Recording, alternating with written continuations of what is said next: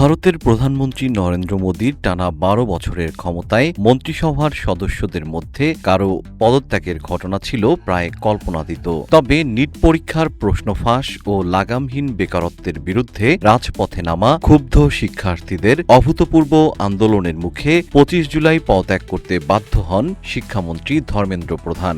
এতে ক্ষান্ত হননি আন্দোলনকারীরা। পোস্টারে তরুণরা এখন কড়া বার্তা ঝুলিয়ে দিয়েছেন, প্রধান কেবল একটি নমুনা, এবার মোদির পালা।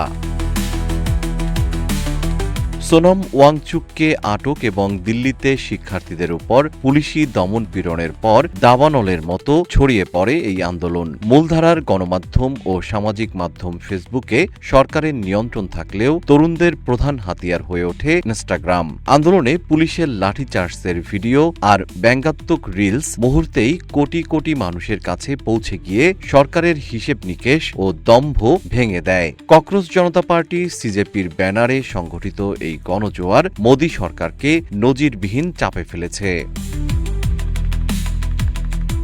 ১৫ থেকে ২৯ বছর বয়সীদের বেকারত্ব ১৬.২% পৌঁছানো এবং ২০২৬ সালের গবেষণায় মাত্র ৪% তরুণের চাকরির সুযোগের তথ্য যুব সমাজের পুঞ্জীভূত ক্ষোভকে উস্কে দিয়েছে। আন্দোলনকারীদের মতে শিক্ষামন্ত্রীর পদত্যাগ কোনো সমাপ্তি নয়, বরং এটি এক নতুন রাজনৈতিক পরিবর্তনের সূচনা।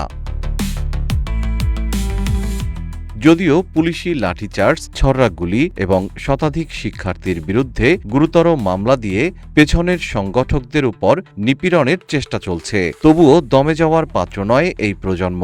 দেয়ালে আঁকা গ্রাফিতির মতোই তাদের অদম্য সুর স্পষ্ট, আমাদের হাতে কোনো চাকরি নেই, আজ তোমরা এই লেখা মুছে দিলে কাল আমরা আবার ফিরে আসব।